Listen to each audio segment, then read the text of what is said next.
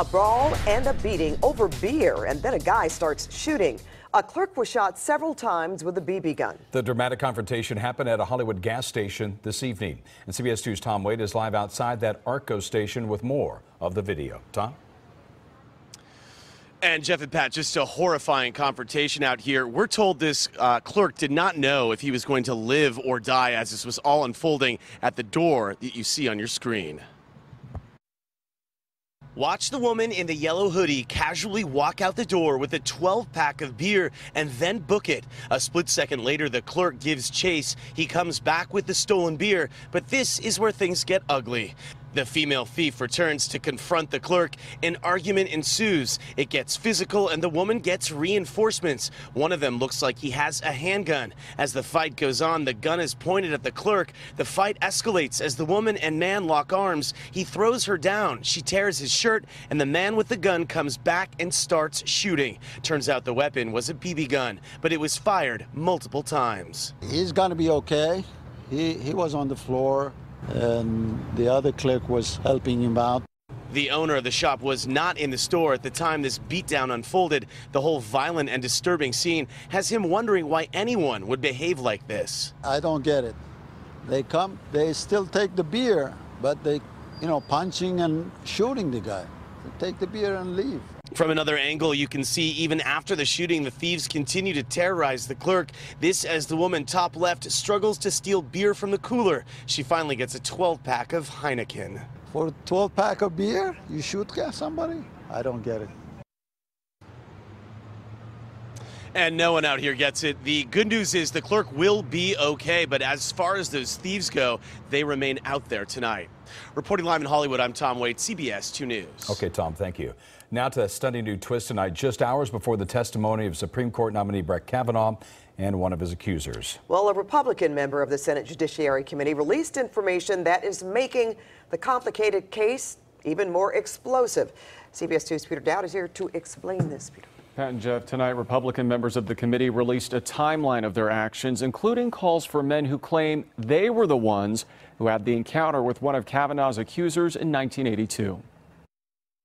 A new timeline from Senate Judiciary Republicans shows the committee had contact with two men yesterday and today, both who believe they, not Judge Kavanaugh, had the encounter with Christine Blasey Ford that is the basis of her allegation. Christine Blasey Ford, the California professor alleging that Supreme Court nominee Brett Kavanaugh sexually assaulted her at a party more than 3 decades ago, released the prepared remarks she plans to deliver at Thursday's hearing before the Senate Judiciary Committee. I believe he was going to rape me. I tried to yell for help. When I did, Brett put his hand over my mouth to stop me from screaming. This was what terrified me the most and has had the most lasting impact on my life. It was hard for me to breathe, and I thought that Brett was accidentally going to kill me. Ford's lawyers released photos today of her undergoing a polygraph back in August. In his prepared testimony, Kavanaugh is frank about alcohol, admitting, I drank beer with my friends, usually on weekends. Sometimes I had too many. But I never did anything remotely resembling what Dr. Ford describes. Meanwhile, a third accuser is threatening to derail the Supreme Court nominee. Julie Swetnick alleges in a signed affidavit that she attended well over 10 parties where she saw Kavanaugh, then in high school, drink excessively at many of these parties and engage in abusive and physically aggressive behavior towards girls. Swetnick also alleges Kavanaugh and others would spike the punch to cause girls to become inebriated and disoriented so they could then be gang raped in a side room or bedroom. Later adding, I became the victim of one of these gang or train rapes where Mark Judge and Brett Kavanaugh were present. Swetnick does not say Kavanaugh or Judge assaulted her or the other girls. Kavanaugh immediately denied the new allegation, saying in a statement, "This is ridiculous and from the Twilight Zone. I don't know who this is, and this never happened." I'm asking you why, in this process, which has been so debased on both sides, why are people who have these serious allegations not going to law enforcement themselves and saying, take a look at this? Attorneys for Mark Judge, also identified by Swetnick, say he, quote, vehemently denies the allegations contained in the affidavit. President Trump spoke out about tomorrow's testimony. They're giving the women a major chance to speak. Now, it's possible I'll hear that and I'll say, hey, I'm changing my mind. Deborah Ramirez is the second accuser. The Senate committee will not hear from her, and late tonight, 2 more people came forward, an anonymous woman and a man whose name are being kept secret. There is no indication tonight the Senate committee will consider their accusations before they vote on Friday. Peter Dowd, CBS 2 News. You can watch tomorrow's hearing live right here on CBS 2 News beginning at 7 a.m. Well, Kavanaugh's make-or-break day wasn't the only hot topic the president addressed at a long, unusual news conference today. He still has to determine the fate of embattled Deputy Attorney General Rod Rosenstein. I'm talking to him. We've had a good talk. He said he never said it. He said he doesn't believe it. He said he has a lot of respect for me, and he was very nice, and we'll see. Last week, the New York Times reported Rosenstein suggested wearing a wire to record President Trump and recruiting cabinet members to invoke the 25th Amendment to remove the commander-in-chief. The deputy AG denies it. Then the president was asked about the possibility of mending fences with Canadian Prime Minister Justin Trudeau.